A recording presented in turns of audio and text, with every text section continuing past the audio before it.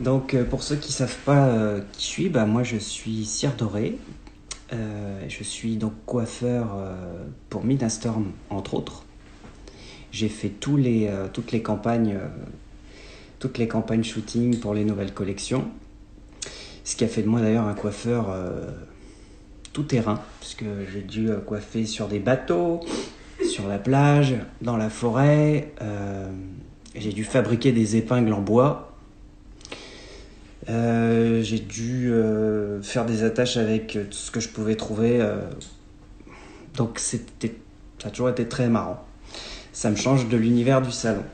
D'ailleurs, je travaille dans un salon au Galeries Lafayette depuis... donc ça va pas me rajeunir, mais je fais ça depuis 17 ans. Et ma spécificité, c'est que je coupe sur cheveux secs. Donc si vous avez des questions à ce sujet-là, n'hésitez pas, puisque c'est un peu ma différence par rapport à mes confrères qui coupent encore sur cheveux mouillés. Et d'ailleurs, cette coupe sur cheveux secs, ça me permet de voir la réalité des gens en fait. Et c'est pareil, c'est ma spécificité, c'est-à-dire que le conseil en image, c'est mon truc aussi. C'est-à-dire que je ne m'arrête pas seulement aux cheveux, je regarde les gens dans leur globalité. Et j'aime bien justement rencontrer les gens dans leur globalité, puisque en général, les cheveux, ça nous raconte une histoire. Pourquoi le cheveu est comme ça, pourquoi il est comme ça, pourquoi il est fin, pourquoi il est épais. Donc d'ailleurs, si vous vous posez des questions sur vos propres cheveux, n'hésitez pas, puisqu'il y a des moyens aujourd'hui de savoir, des petits gestes simples, des petites questions à se poser, pour savoir en fait quel type de cheveux on a. Est-ce que c'est épais, est-ce que c'est fin, est-ce que c'est résistant, pas résistant. Et donc ce live aussi a pour but de vous parler un petit peu par rapport à l'époque, qu'est-ce qui se passe en termes de cheveux en fait en ce moment. Quelles sont un peu les tendances, c'est quoi les tendances, c'est quoi la mode. Pareil, si vous avez des questions, n'hésitez pas, j'y répondrai. Ah, Alexandra, tu te dégarnis sur les tempes. Se dégarnir sur les tempes, ça s'appelle un recul de l'implantation. C'est pas forcément dramatique, il faut voir. Si tu es très jeune et si tu as les cheveux fins, ça peut s'expliquer. Si tu attaches tes cheveux, par exemple, très souvent. Si tes cheveux sont fins et bouclés aussi, ça peut arriver. Après, ça fait comme un trou. Alors, est-ce qu'il y a une période de stress? Est-ce qu'il y a une période d'alimentation particulière? Si ça fait comme un trou, essaie de regarder si tu as par exemple une symétrie. Est-ce que si ça fait un trou ici, ça fait exactement le même de l'autre côté? Alors, ok, 33 ans, cheveux épais. Donc, sache qu'en général, on perd aussi tous les jours entre 50 et 100 cheveux par jour. Donc, par exemple, sur quelqu'un comme moi, si je perds 50 cheveux par jour, je ne vais pas forcément le voir, puisque j'ai des cheveux qui sont fins et blonds, donc ça ne se voit pas forcément. Mais si tu as un cheveu qui est long comme ça, brun, bouclé, épais, tu vas avoir l'impression d'en perdre 1 tonne. Et tu vas te dire, mon Dieu, je perds mes cheveux. Mais en réalité, ça reste la perte normale. Après, si c'est localisé que sur un côté, alors il faut voir qu'il y a peut-être aussi une somatisation due au stress, par exemple, due à des événements particuliers. Le stress et le cheveu, malheureusement, ce sont des choses sur lesquelles on est souvent obligé de faire une corrélation, puisque le cheveu, c'est un peu le baromètre de l'humeur. C'est-à-dire que, je ne sais pas si vous avez déjà remarqué, mais quand on n'est pas en forme, on est malade, les cheveux, ils sont graisseux, ils sont pas brillants, ils sont pas beaux. Et donc souvent le coiffeur, sans être caricatural, mais souvent le coiffeur, il va être un petit peu à l'écoute des personnes avec qui il va couper les cheveux, tout ça.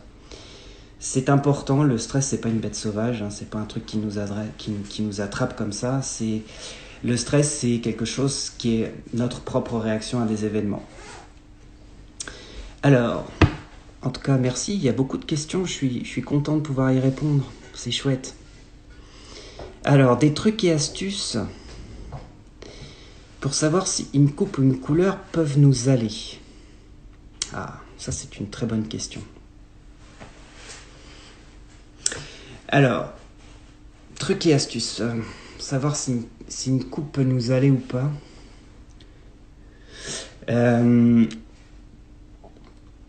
Par exemple, si tu as... alors, prenons un exemple, ma tronche à moi, là, puisque c'est moi que je vois dans le miroir. J'ai un teint de peau très clair, par exemple. Tous les gens qui vont avoir un teint de peau extrêmement clair, un peu tendance rose, et qui quand ils vont au soleil, se retrouvent très rapidement rouges, il est évident que si vous faites des colorations qui sont trop foncées, vous allez faire ressortir toutes les ombres du visage. Donc, moi, en l'occurrence, des gigacernes, je vais avoir la tête d'un mec cadavérique, pas beau du tout, malade et tout. Alors que chez les brunes, on peut plus facilement faire le grand écart. Il est pas rare, par exemple, que des femmes brunes se retrouvent avec des cheveux blancs, par exemple, et ces cheveux blancs sont une aubaine, puisqu'ils montrent de façon un peu prématurée et en filigrane ce que pourrait donner en fait quelqu'un de brun qui aurait tout à coup des cheveux blancs. Et donc cette personne-là, elle va pouvoir faire une transition, un grand écart incroyable entre brune et blonde. Ça va bien lui aller. Après, si vous êtes seul à avoir cette réflexion, si vous ne l'avez pas avec un coiffeur par téléphone, enfin, par téléphone non, mais par appel vidéo, ou même dans le salon, ou si vous n'avez pas des conseils en images, il faut toujours réfléchir de façon très simple, à savoir... tout ce qui va être de l'ordre du reflet, les reflets, tout ça c'est très compliqué. Par contre, ce que vous pouvez apprendre par vous-même, c'est l'échelle des tons qui va de 1 jusqu'à 10. Et savoir par exemple reconnaître un petit peu par exemple quel va être son numéro, son ton, c'est très intéressant. Donc par exemple vous avez pour le 1, au niveau du 1 jusqu'à 10, le 1 étant le plus foncé, donc c'est le noir, et le 10 c'est le blond très très clair. Et donc de 1 à 10, vous avez en fait une numérotation qui correspond en fait à votre coloration de base. Donc vous aurez toujours, en fait, ça vous pouvez avoir une réflexion sur le numéro.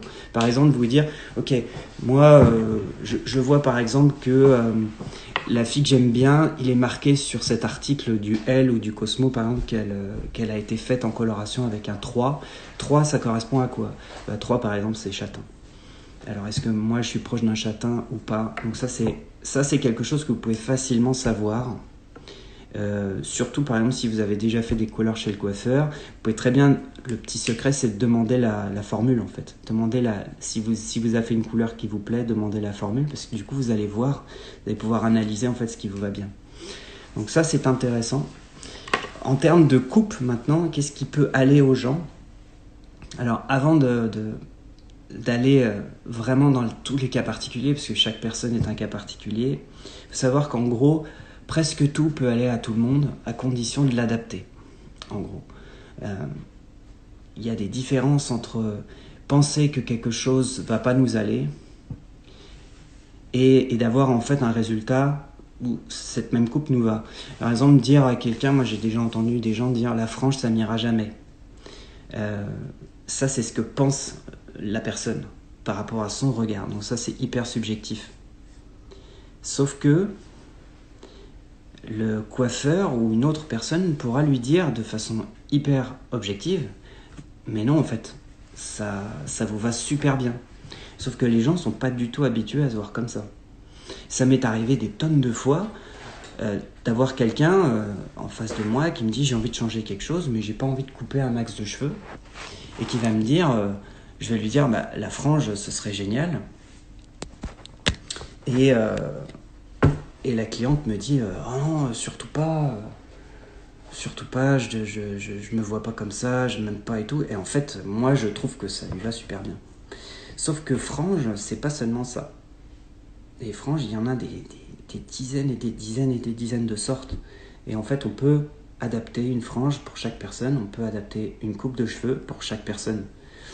Il n'y a pas aujourd'hui de style de carcan préétabli pour chaque personne, de dire donc vous avez une tête à cheveux courts, bien que il y a quand même des trucs qui vont plus aller à certains visages qu'à d'autres, sinon ce serait pas possible. Moi j'ai des clientes, les cheveux longs ça n'ira pas. Mais vous avez quand même une souplesse. À une époque que j'ai pas connue, lorsque j'ai interrogé mes confrères, les anciens, ils me racontaient que dans les années 80, donc ça remonte à bien loin, 80, fin 80, début 90, il suffisait en fait qu'un coiffeur très connu sorte une photo dans un magazine comme le Elle. Il suffisait qu'il sorte ça pour que le lendemain dans les salons de coiffure, il y ait une queue de 50 mètres avec plein de femmes différentes qui veulent exactement cette coupe-là. Peu importe si ça leur va ou pas. Et les coiffeurs s'exécutaient à l'époque. Si par exemple il s'agissait d'une permanente type lionne un peu choucroutée et que la femme, la cliente avait des cheveux très fins, on allait quand même lui faire cette permanente avec cette tête choucroutée parce qu'elle voulait ressembler à la photo du Elle. Aujourd'hui, cette époque, elle est révolue depuis bien longtemps. Beaucoup de coiffeurs s'en sont pas remis d'ailleurs, puisque aujourd'hui, il faut être extrêmement, je dirais, souple et extrêmement pointu, propre à chacun, sur mesure, et hyper attentif en fait à chaque personne qu'on rencontre. C'est ce qui fait aujourd'hui que je peux te dire sans me tromper que presque tout peut aller à presque tout le monde. Il suffit juste de l'adapter. Ça m'amène en fait à faire une différence entre la mode et le style. Qu'est-ce qu'une mode ? Ce que je viens de vous parler dans les années 80, c'est ce qu'on appelait une mode. C'est-à-dire la nouvelle photo du Elle qui va durer 3-6 mois. Pendant 3 à 6 mois, les gens vont vouloir que ça. La mode, c'est ça. Ensuite, à travers ces modes, il y a des tendances. Ces tendances, c'est diverses petites modes qui, elles, vont durer encore moins longtemps. Et ensuite, ce qui englobe le tout, c'est l'émergence de styles par moment. Et les styles, ce sont des choses qui vont rester et rester pendant des années, au point de devenir finalement plus tard des basiques, c'est-à-dire des choses comme dans les vêtements, des choses qui restent, des choses qui ne peuvent pas s'en aller, des choses qui iront forcément mais qui se réadapteront et changeront tout le temps. Je prends un exemple, le carré. Voilà, le carré, il y a 1000 façons de le faire. C'est un style, c'est un basique. Ça peut être très basique, ça peut être super moderne. C'est un truc, ça reviendra, ça restera tout le temps. La frange aussi, c'est quelque chose qui passe son temps à être hyper pointu à la mode, comme en ce moment avec la fameuse frange un peu en rideau, qui est dans l'absolu absolument pas nouveau. C'est pas du tout nouveau. Ça, cette frange rideau, donc rideau pourquoi ? Parce qu'en fait elle s'écarte, donc ça fait comme un rideau qu'on voit. C'est pour cette raison-là qu'on l'appelle rideau. C'est initialement une frange qui est trop longue et qui du coup s'écarte sur le côté. Donc si c'est bien dessiné, c'est super joli parce que ça fait original. Ce truc-là, ça a au moins une 15aine d'années facile. Sauf que c'est un style, ça a toujours été là, ça s'en va jamais vraiment. Voilà, vous avez des gens qui finissent par le porter tout le temps, elles arrêtent, elles recommencent à le reporter, voilà. Donc aujourd'hui, la différence entre mode et style, c'est que la mode, c'est quelque chose d'extrêmement dilué, en termes de cheveux en tout cas, très dilué, difficile de dégager vraiment une dominance très forte. Donc on va plus parler de petites tendances. Voilà, en ce moment, la frange de rideau qui revient, tac, voilà, elle est là, il y a plus de gens qui la portent, mais ça s'est jamais vraiment en allé. Et puis vous avez les styles. Et c'est pour ça qu'aujourd'hui, pourquoi ça marche bien de couper sur cheveux secs, pourquoi ça marche bien d'avoir une approche conseillée en image très pointue, fidèle à chaque personne, c'est parce qu'en fait, on va rester dans le style et on va révéler le style des gens. Et le style, si vraiment on arrive au bout du raisonnement, le style, c'est le mouvement. le mouvement. C'est-à-dire la façon dont les cheveux vont bouger sur la tête en fonction de la façon dont ils sont coupés. Voilà. Moi, si j'ai des cheveux qui sont comme ça aujourd'hui, c'est parce qu'ils ont été coupés d'une certaine façon. Si je coupe et je fais rien, mes cheveux, le matin, ils sont comme ça. Nettement moins amusants. Donc, couper les cheveux sur cheveux secs, révéler le mouvement des cheveux, adopter une technique de coupe qui va permettre aux cheveux de ne plus être statiques, c'est aujourd'hui un des éléments déterminants qui crée le style des gens. Pourquoi ? Parce qu'en fait, les gens aujourd'hui, ils sont en mouvement. Les femmes, comme les hommes, sont... Alors, je parle de mouvement, c'est drôle, on est en plein confinement. Mais à l'intérieur du confinement, on peut dire qu'il y a du mouvement quand même. Le mouvement, c'est la vie. À l'époque, je reviens parce qu'en fait, il faut comprendre en fait un peu le passé pour comprendre ce qui se passe aujourd'hui dans la mode au niveau des cheveux, puis même au niveau du style. C'est qu'à l'époque, les gens en fait, ils se contraignaient énormément. Ils voulaient, vous voyez, je vous ai parlé de la fille qui avait les cheveux hyper fins et qui voulait malgré tout avoir la giga permanente hyper agressive et ultra méchante pour le cheveu. Elle la voulait quand même parce qu'elle voulait ressembler à une photo. Ce genre de raisonnement aujourd'hui est différent et il a une tendance un peu à disparaître. Les gens donc, ils se donnaient des contraintes. Donc forcément, quand on a une permanente, on ne peut pas faire n'importe quoi. Aller à la piscine, c'est compliqué. Se les attacher pour faire du sport, compliqué aussi. Se les laver avec un produit un peu comme on veut, compliqué aussi. La contrainte faisait partie du style il y a encore 20 ans, 30 ans. Aujourd'hui, les gens, ils veulent plus de contraintes. Et donc, s'ils veulent plus de contraintes, pourquoi continuer à les couper alors que les cheveux sont mouillés et qu'ils ne représentent pas la réalité des gens ? C'est bizarre. Les gens, ils n'arrêtent pas de bouger sans arrêt, quoi. Je veux dire, les femmes d'aujourd'hui, c'est rien à voir avec l'époque de leur mère. Je veux dire, aujourd'hui, les femmes, ça court partout, ça bosse... Ça accomplit des trucs de fou tous les jours. Moi, je les vois, mes clientes. Mes clientes, c'est 18, 84 ans. Donc, c'est tout le monde. Ben, y a encore des irréductibles femmes qui viennent faire leur brushing et qui ne se lavent pas les cheveux elles-mêmes. Mais franchement, c'est une toute petite partie de ma clientèle. Aujourd'hui, les femmes, elles s'arrêtent pas. Les gens bougent, en fait. Donc, je vais faire du sport... je vais m'attacher les cheveux. La liste du cahier des charges pour que la coupe réponde, c'est un truc de fou en fait. Il faut qu'on puisse l'attacher, il faut que ça puisse tenir bien, il faut que ça puisse être cool. Il faut que je puisse avoir l'air d'être coiffé sans être coiffé. Donc aujourd'hui, c'est pour être un bon coiffeur... il faut répondre à beaucoup de critères. Alors, y a-t-il d'autres questions ?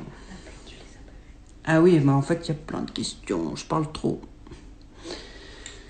Alors, il y a quelqu'un qui me pose la question. Les cures de sébum. Ah bah, c'est marrant que vous me posiez cette question parce que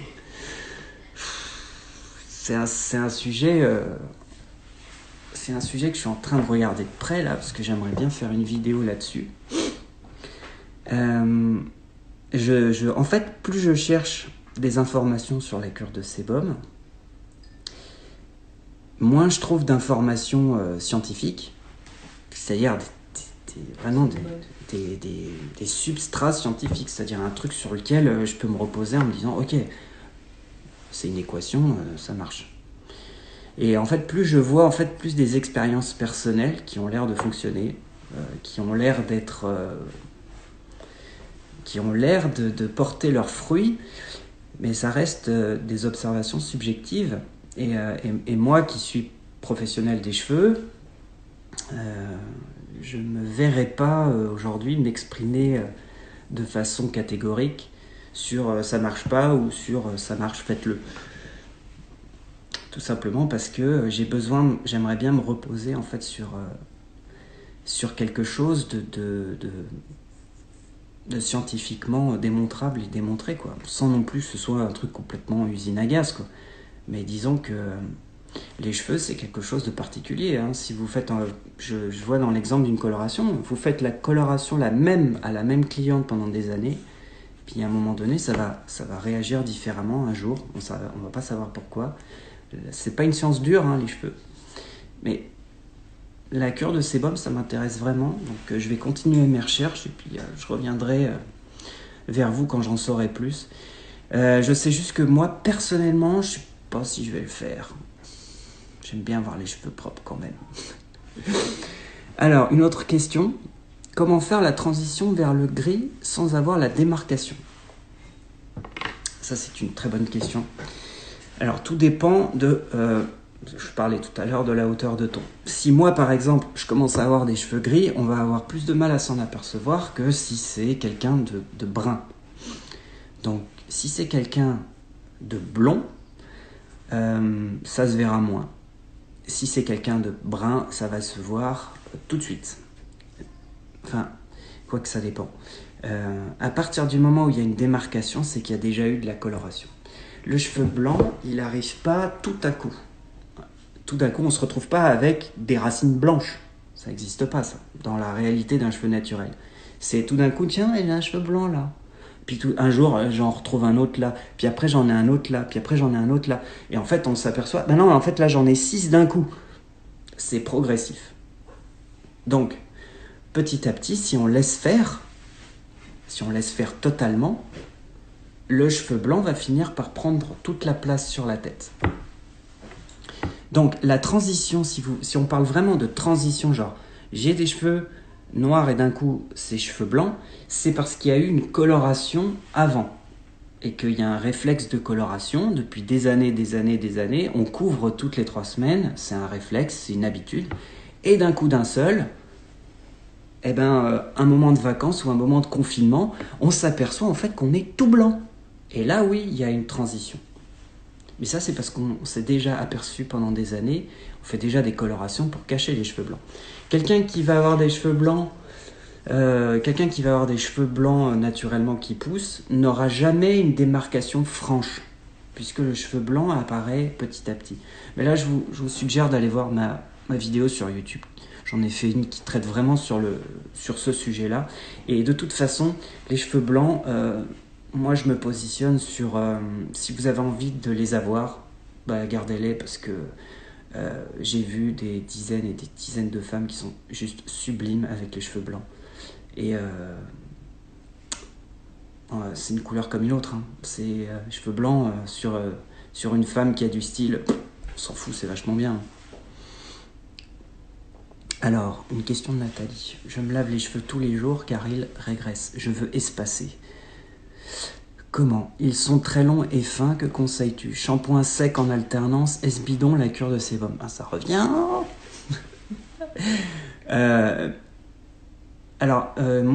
Moi, j'ai réussi à espacer mes shampoings. Et comment je m'y suis pris? J'ai pas fait la cure de sébum. Donc, j'ai vu que quelqu'un me demandait, pendant que je scrollais en bas, c'est quoi la cure de sébum? Je fais juste un rappel. C'est cesser de se laver les cheveux, pour qu'un max de sébum soit produit. Le sébum, c'est quoi? C'est ce qui est produit par les glandes sébacées qui sont sous le cuir chevelu, au niveau de la couche basale, je crois. Et donc, ça crée en fait un espèce de film hydrolipidique. Donc, c'est un mélange d'eau et de graisse. Et c'est un effet protecteur.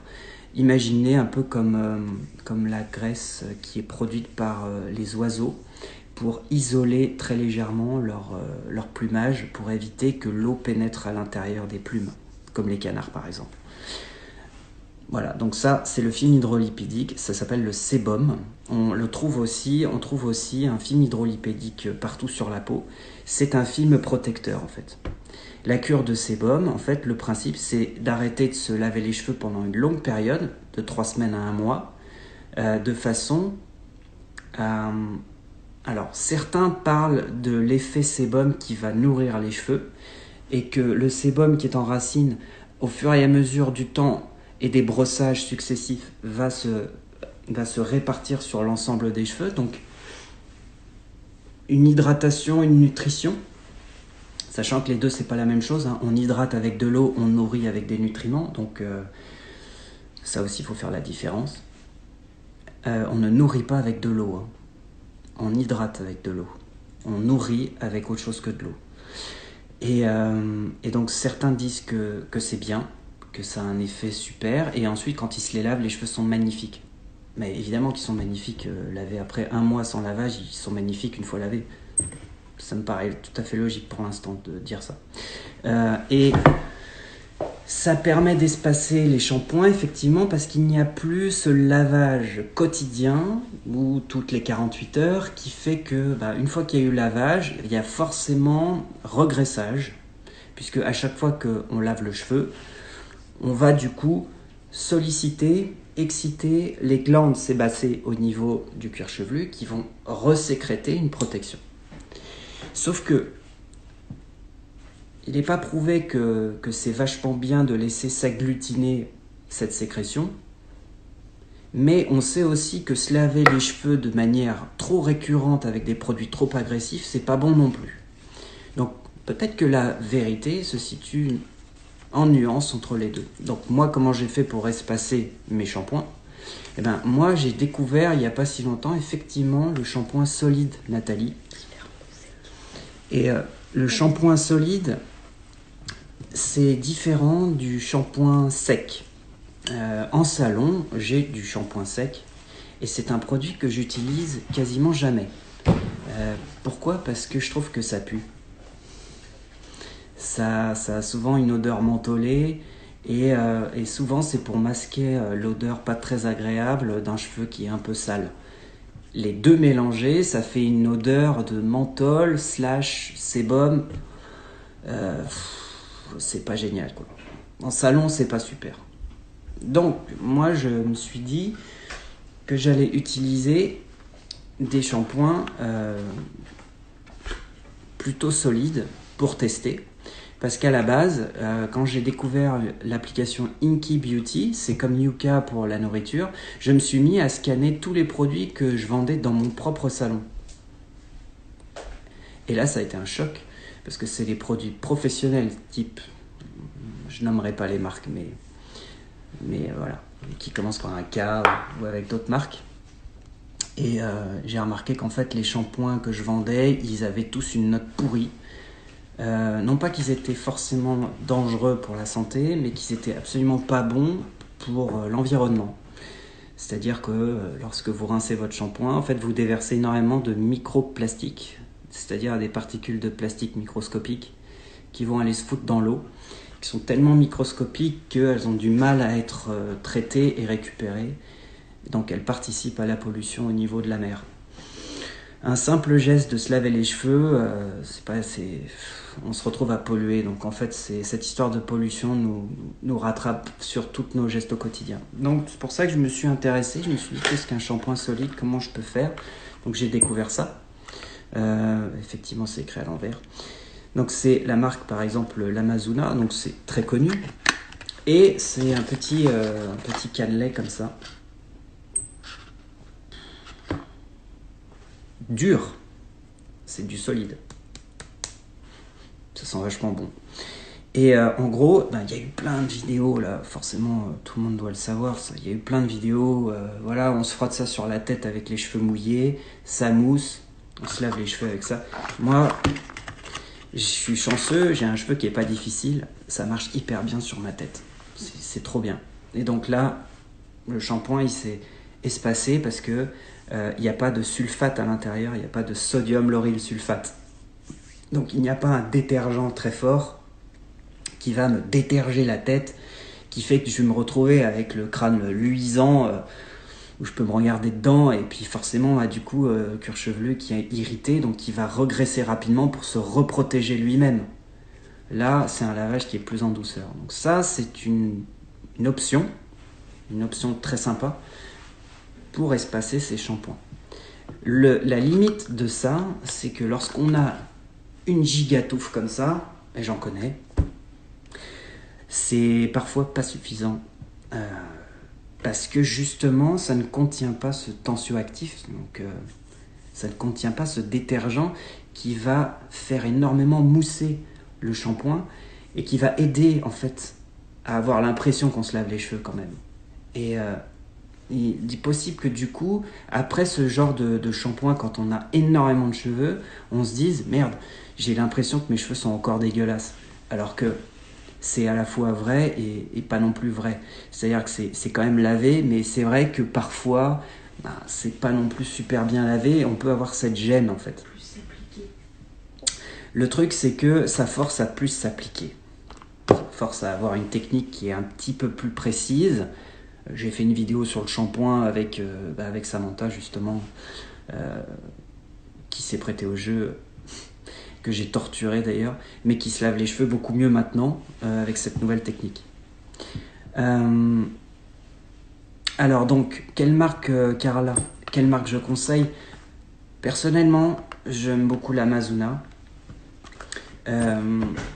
Au pain sylvestre, c'est le classique. Il existe aussi pour les cheveux gras et il existe pour les cheveux secs. Alors je vais vous donner un petit tuyau qui m'est propre.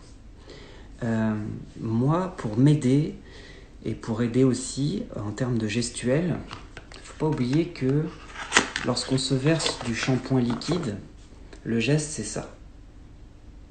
On se verse le shampoing liquide dans la main, puis après on va se faire son shampoing. Là, avec ça, le geste c'est plus du tout le même, c'est ça.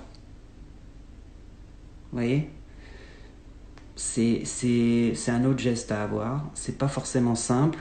Quand on a beaucoup de cheveux, c'est encore plus compliqué d'aller écarter, frotter ici, frotter là. Compliqué. Et en fait, on doit quand même se laver les cheveux. On passe pas toute notre vie à faire une cure de sébum. Et bon, on est en confinement, là, on pourrait tenter, je sais pas, on fait ce qu'on veut, mais quand on doit aller travailler et être avec les gens, il faut quand même être pas mal, quoi. Se sentir bien dans sa peau.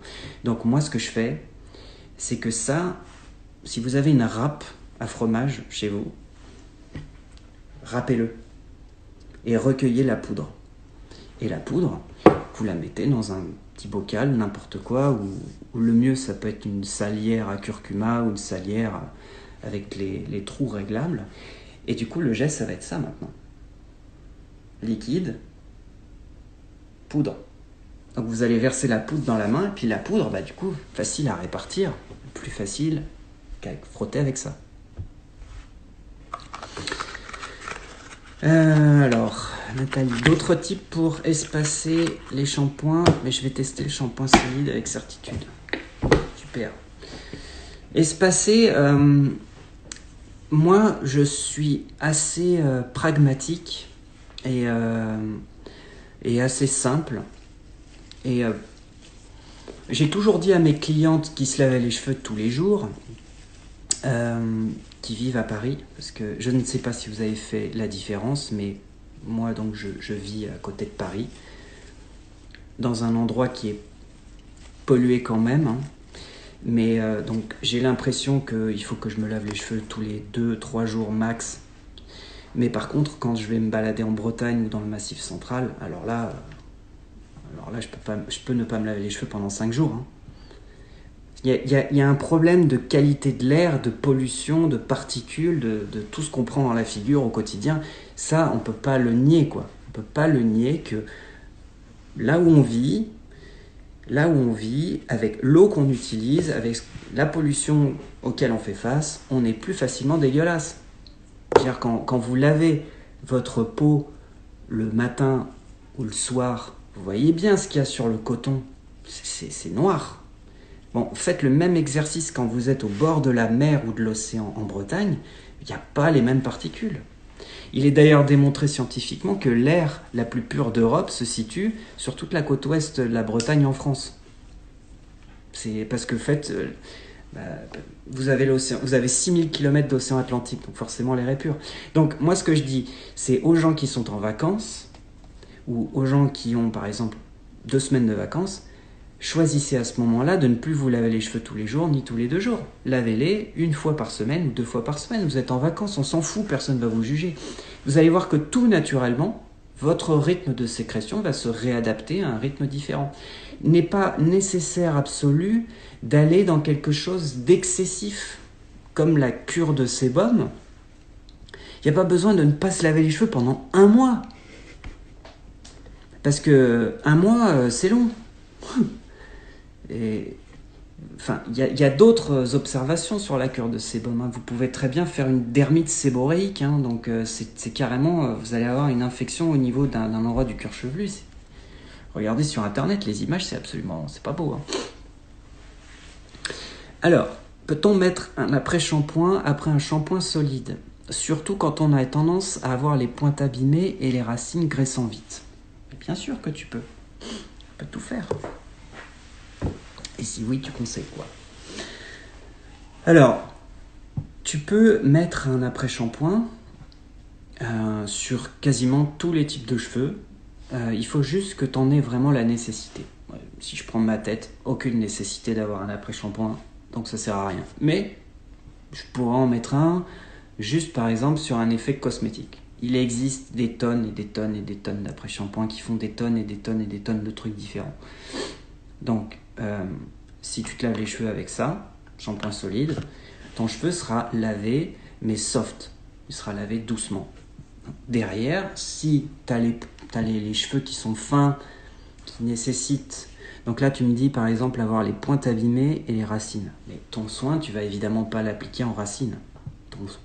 Ton soin, tu vas l'appliquer sur tes longueurs et sur tes pointes. Donc à aucun moment, le produit que tu vas mettre va toucher les racines. Donc tu n'as aucun souci à te faire. Tu peux utiliser ton shampoing, et puis une fois que ton shampoing il est rincé, tu vas appliquer ton soin, voilà, à partir d'ici, jusque toutes tes longueurs. Voilà. Mais tu vas rien mettre sur ton cuir chevelu, ce qui fait que ton cuir chevelu ne va pas être touché par ça. Du coup, je précise pour le lavage, effectivement, une fois que tu as fait ton soin sur l'ensemble de la tête, eh ben, si tu plaques le jet sur la tête, là oui, là tu vas te graisser les racines. Donc l'idée c'est quoi? Ça s'appelle une petite émulsion, c'est ce qu'on fait en salon. En salon, en fait, vous avez la tête en arrière comme ça. Nous, ce qu'on fait, c'est qu'on recueille de l'eau dans nos mains et on la verse sur vos longueurs. Et en fait, cette petite quantité d'eau versée ici, là, va faire qu'en fait le produit, on va le faire glisser rapidement sur vos longueurs et il va éviter de s'attarder sur le cuir chevelu. Donc on ne va pas plaquer le jet d'eau sur la tête parce que sinon on va plaquer le produit collant, le produit nourrissant sur le cuir chevelu, on aura plus de mal à s'en débarrasser. Donc petite émulsion, voilà, on va laisser le soin glisser le long des longueurs et ensuite on rince abondamment. Il faut rincer abondamment les soins, les filles. Quand vous pensez avoir fini de rincer votre soin, rincez-le encore un petit peu. Un soin mal rincé, c'est ce qui donne l'impression d'avoir les cheveux sales. Souvent, les cheveux en fait étaient propres initialement, mais vous n'avez pas suffisamment rincé votre produit et du coup c'est sale. C'est l'impression que vous avez. Utilises-tu aussi des produits naturels dans ton salon et quid des colorations végétales? Alors, dans mon salon, il faut savoir que ce n'est pas moi malheureusement qui ai le choix de l'achat des produits qu'on va vendre et appliquer, mais il y a quand même du progrès, ma direction commence un peu à se faire à l'idée qu'eux, et moi j'en ai un peu marre d'utiliser toujours les mêmes trucs depuis des années. Donc petit à petit, le chemin se fait, petit à petit on commence à aller vers des produits qui sont quand même moins chargés au niveau chimique et qui ont un bilan plus encourageant. Donc on y arrive. C'est un truc qui est immuable, ça, on y arrivera. Les gens, L'Oréal par exemple est en train de faire un gros virage à 180 degrés sur leurs produits. Vous voyez, cette petite marque-là, L'Oréal est en train de travailler dessus pour faire exactement la même chose en mieux, donc ça arrive. Maintenant, c'est une excellente question, les colorations végétales. Pour autant, je suis pour le bio en shampoing. Pour autant, quand il s'agit de faire une coloration, le végétal pour l'instant n'est pas satisfaisant pour le professionnel que je suis, puisque si on décide de faire une couleur, on doit savoir exactement où on va, on doit savoir quel va être notre résultat. Et le problème avec les colorations actuelles sur le marché, Alors, je ne les connais pas toutes, hein, mais la bonne partie que j'ai testée, c'est qu'on ne maîtrise pas le résultat. On ne maîtrise pas le process. Pourquoi? Parce que c'est de la poudre et qu'il n'y a pas d'oxydation. Lorsque vous faites une coloration, vous mettez du pigment et vous mettez ce qu'on appelle un oxydant. Un oxydant, c'est de l'eau avec de l'oxygène dedans. Ça permet en fait d'ouvrir le cheveu, d'insérer les pigments à l'intérieur, et au moment où on rince la couleur, le pigment se retrouve enfermé dedans. Grosso modo, c'est ça. Dans la coloration bio, végétale, il n'y a pas ce process. Alors, tout le monde parle de la coloration bio, c'est nouveau. Moi, je observais par exemple le henné. Le henné, c'est un truc qui est là depuis la nuit des temps. Depuis la nuit des temps, c'est là. Et c'est exactement le même process qui est répliqué derrière le marketing de la biologie, de la coloration bio. C'est de la poudre avec de l'eau chaude, avec 2-3 process en plus. Mais le henné fonctionne pareil. Nous, on utilise beaucoup le henné, par exemple, en complément de couleur. Exemple type, je veux faire, par exemple, un marron mais avec beaucoup de chaleur pour que ce soit hyper joli. On va faire une couleur, donc sans ammoniac. Il y a des couleurs sans ammoniac qu'on utilise, genre, c'est répandu. Hein. Mais on va utiliser une coloration qui n'est pas bio. Donc on va maîtriser de A à Z, on va avoir un résultat qui est super beau. Et ensuite, par exemple, au bac, on va faire un bain de henné par-dessus cette coloration pour la réchauffer davantage de façon naturelle. Et les résultats, c'est canon, c'est sublime. Mais juste la coloration bio, aujourd'hui, il faut faire des progrès. C'est pas terrible encore. Coucou! Alors, une autre question. Je débarque, mais puisqu'il s'agit de cheveux, je me demandais ce que je peux faire comme masque pour mon énorme touffe frisée crépue. Alors, si tu as une énorme touffe frisée crépue, tu dois t'y connaître en soins quand même. Ah, et je me les lave 1 à 2 fois par semaine. Ok. Là, d'expérience, toutes les femmes qui ont des cheveux hyper crépus ont en général une très bonne connaissance de leurs cheveux. Faut pas hésiter sur la nutrition. La nutrition, j'entends. Donc tout ce qui va être différents cocktails d'huile. Dans les produits, par exemple, professionnels, vous avez dans toutes les marques professionnelles, style, je vais en citer Kerastase, Shuemura, Redken. Ce sont des marques qui sont des marques pour l'une, vous avez de la naturalité, pour d'autres, vous avez de la synthèse. Je veux dire par là que vous pouvez trouver votre bonheur absolument partout aujourd'hui, y compris même dans le super bio. Vous pouvez trouver votre bonheur aujourd'hui. Ce qu'il faut, c'est tester. Il faut tester. Il n'y a pas un produit aujourd'hui qui est mieux qu'un autre sur le rendu du cheveu. Je le précise vraiment. C'est uniquement par rapport à vous, personnellement, par rapport à ce que vous allez ressentir sur le cheveu, et aussi par rapport à votre éthique personnelle. C'est important de le préciser, ça. L'éthique personnelle, c'est-à-dire, si vous vous dites, ok, je sais par exemple que ce produit de cette marque-là fonctionne super bien, mais je ne vais pas l'essayer parce qu'il n'est pas testé sur les animaux, par exemple. Ok, ça c'est un argument. Ok, donc il va falloir chercher ailleurs. Aujourd'hui, moi, je peux vous donner des dizaines et des dizaines et des dizaines de produits qui fonctionnent. C'est juste que faire la liste serait très très chiant au bout d'un moment, ou alors on peut le faire mais par message, mais ça sera plus simple. Mais tous les produits qui sont professionnels, de synthèse ou un peu naturels, ou très bio, sont susceptibles de fonctionner. Ce qu'il faut derrière, c'est avoir en fait votre jugement personnel du résultat après le test. Et surtout, tout va dépendre de votre éthique personnelle au regard du produit. Dans le salon dans lequel je travaille actuellement, il y a une petite marque française start-up qui s'appelle Mon Shampoing, qui fait des produits qui ne sont pas testés sur les animaux, avec un packaging allégé en carton, presque recyclé, je crois, avec des huiles essentielles fabriquées en petite quantité en France. Et juste à côté, sur la même étagère, vous avez Kerastase, donc genre méga truc, pas fabriqué en petite quantité, pas de logo pour dire que c'est pas testé sur les animaux, fabriqué je sais pas où, peut-être en Espagne je crois. Vous voyez, et si je regarde ces deux produits, il y a des clientes pour ces deux produits. Et les deux produits ciblés pour les cheveux bouclés vont fonctionner. Mais par contre, c'est pas du tout la même démarche. Il est 11h46. On va peut-être répondre encore à une ou deux questions et puis après je vais couper.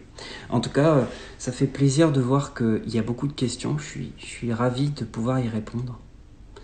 Alors, t'as les mêmes cheveux que mon copain. Merci. Enfin, je sais pas si... j'ai les cheveux très frisés. Ah, tiens, oui, ok. Il ne sait pas quoi faire pour qu'il tienne. Chaque matin, il se shampouine. Tiens, derrière ce petit commentaire anodin, il y a un truc intéressant. Donc, si j'ai les mêmes shampoings que ton copain, les mêmes cheveux, shampoing, à la fin, je vais être comme ça. Si j'ai les mêmes cheveux que lui, il faut qu'il comprenne que utiliser de l'argile, c'est pas une cire, c'est un argile. Il y a à peu près 3 gammes de produits pour les hommes. Vous avez le gel, ça ressemble à du gel, c'est gras, ça colle, ça peut être efficace. Vous avez la cire et l'argile. Ça, en général, les gens ils confondent toujours les deux. La cire, c'est un peu translucide. Quand vous le prenez dans les doigts, c'est gras. Et quand vous le mettez dans les cheveux, ça fait un effet brillant. La cire, ça marche pas sur moi parce que j'ai toujours l'impression d'avoir les cheveux tout dégueulasses après. Donc j'utilise l'argile. Par exemple, cette argile de chez Redken à l'envers. Et l'argile, c'est génial. Vous en mettez un peu dans les mains, comme ça. Et ensuite, il faut le frotter de façon à ce qu'il n'y ait pas de grumeaux sur les mains. Toujours. Et ensuite, vous commencez par l'arrière. Vous en mettez partout. Calculez pas, faut en mettre partout. La plupart des hommes, ils oublient systématiquement d'en mettre là. Donc ils en ont partout, puis ici, c'est tout plat. Et puis maintenant, ça va tenir toute la journée. Et j'ai l'impression d'avoir rien dans les cheveux. Et j'ai un cheveu qui est plus épais. Donc argile, magique. Alors, Anouki, j'ai les cheveux frisés. J'ai peur d'aller chez le coiffeur pour ma coupe. Car tout le monde ne sait pas couper les cheveux bouclés. Des conseils de salon. Viens me voir. Je sais couper les cheveux bouclés. J'en ai plein. Viens me voir. N'hésite pas. Les cheveux bouclés, je crois que je dois avoir 200 clientes comme ça. Alors... Tiens, il y a une question intéressante de Marine. L'application d'une huile sur pointe sèche peut-elle remplacer l'efficacité d'un après-shampoing après utilisation d'un shampoing solide? Si oui, lesquels préconises-tu selon le type de cheveux? Le principe de l'huile,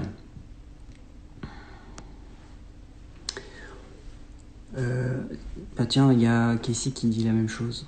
Repousser un masque d'huile d'olive coco toute la nuit, la veille de son shampoing, aide vraiment à réparer les fourches ou nourrir les cheveux, ou je fais n'importe quoi, merci d'avance. Ok, donc dans les deux cas, on parle un peu d'huile.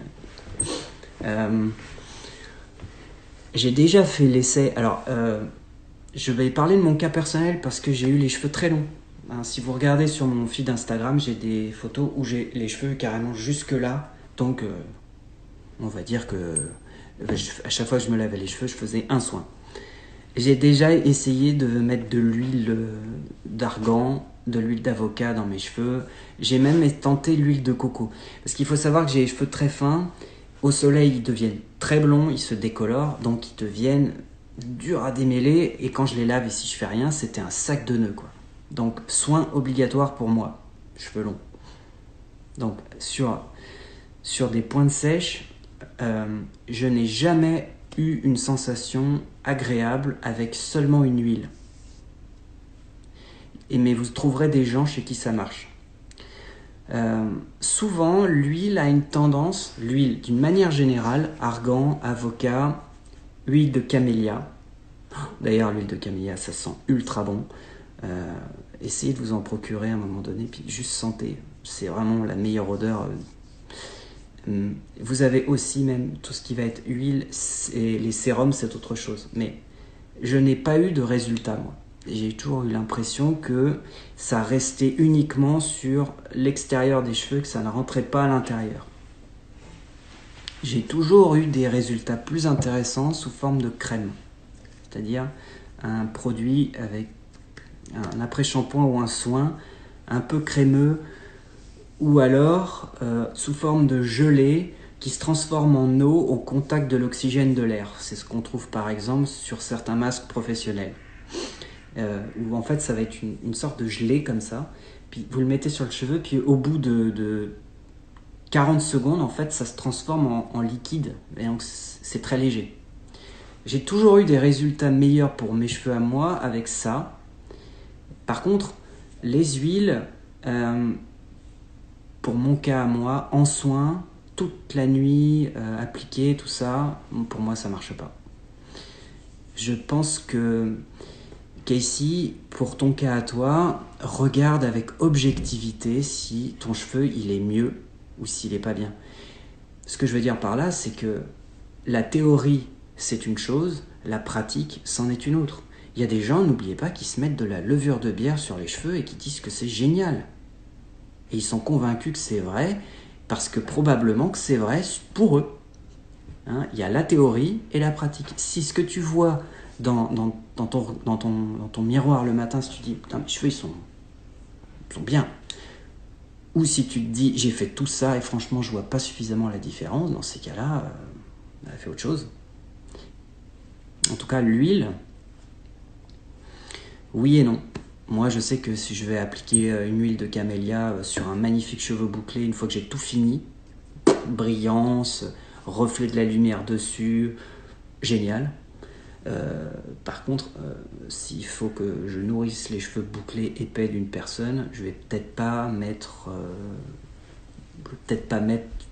une huile n'importe laquelle ou comme ça. Je vais peut-être plus préférer un produit de type crème, parce qu'à l'intérieur il y a de l'eau et je sais que le cheveu a une propriété hydrophile. Dernière question, parce que ça fait 1 heure que je vous tiens la jambe à toutes. Et ensuite, si vous avez d'autres questions, on continuera en message privé si vous le souhaitez. Alors Manon, des tips pour empêcher le graissage massif des cheveux. J'espace mes shampoings, j'en fais 2 par semaine, mais toujours la même chose, au bout d'une journée et demie, ça devient gras. Typiquement, j'aimerais te poser la question, qu'est-ce que tu fais comme shampoing en fait ? On m'avait dit que les cheveux graissent plus vite si on les lave souvent, donc je ne sais plus quoi faire. Alors j'aimerais... Il y a deux questions que j'aimerais te poser, Manon. Le premier, c'est quoi ton shampoing ? Et le 2, c'est comment tu fais ton shampoing ? Parce que, mine de rien, ça a un impact. La façon dont on fait son shampoing, crois-moi, Samantha, par exemple, a 28 ans, et ça fait 28 ans qu'elle fait pas super bien son shampoing. Donc, regardez la vidéo que j'ai faite sur le shampoing, vous verrez. Bon, donc du coup, Manon, envoie-moi un message privé, ce que tu fais comme shampoing, prends-moi une photo de ton shampoing, je te dirai si par rapport à tes cheveux, ça peut coller ou pas. Bon, bah, je vais terminer ce live. Merci, puisque vous êtes encore 20 à avoir envie de parler de cheveux. J'ai été très heureux de répondre à toutes vos questions. J'ai pas abordé tous les sujets que je voulais aborder, mais finalement, vous êtes pris au jeu. Donc, je vous remercie beaucoup. Ciao, ciao, à la prochaine.